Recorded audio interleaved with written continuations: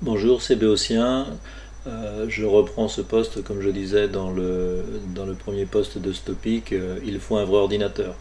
Le mien vient de rendre l'homme, le processeur a rendu l'homme après 3 ans de bons et loyaux services. C'est pour ça que je fais la vidéo avec mon portable. Euh, Quand je disais qu'il faut un vrai ordinateur, là du coup je vais mettre un 4 cœurs en processeur et je vais mettre 16 mégas de RAM. Euh, il faut que l'ordinateur travaille bien et vite. J'en ai pour 495 € d'après le devis, ce qui est quand même pas une fortune.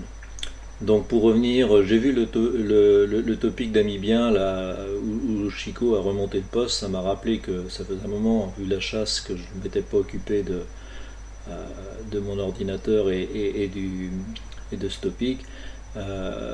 Donc la pose simultanée d'un implant et du faux moignon, bon, c'est quelque chose qui est réglé. Je pense que ceux qui ont suivi ont vu qu'on pouvait même faire le guide shear sans trop de soucis. La provisoire, eh bien, il va falloir que je passe à l'étape 3. Là, j'ai commencé à regarder pour la caméra stéréo, pour la prise d'occlusion. Bon, ça me paraît pas très très difficile à réaliser. Le projet suivant était l'adaptation d'un bloc d'os prédessiné en pré-op. Bientôt, les imprimantes pourront imprimer de l'os, j'en suis convaincu. Je vais même vous mettre un petit lien vers des Américains là, et Canadiens qui ont déjà bossé sur le sujet.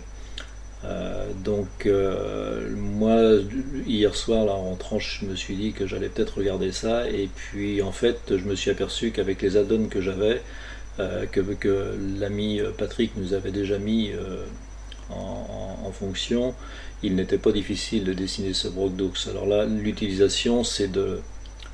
On va le prendre. L'intérêt, c'est sur un os. Je l'ai fait ici parce que c'était le plus simple et puis ça me permettait de mieux voir. Ce sont mes essais. Donc là, pour faire une adaptation de l'os, c'est simple de l'imprimer avant et en ayant son bloc d'os, de pouvoir le préparer sur un modèle stéréo avant d'ouvrir la tête du patient. Donc voilà, ça c'est le bloc d'os. J'ai posé ici. Je l'ai déjà fait, hein, je ne prends pas le temps de vous montrer comment on fait puisque je pense que vous n'en êtes pas capable, pour le moment du moins. Donc voilà, j'ai percé 2 petits trous sur ce bloc d'os, ce bloc là qui a été fait après.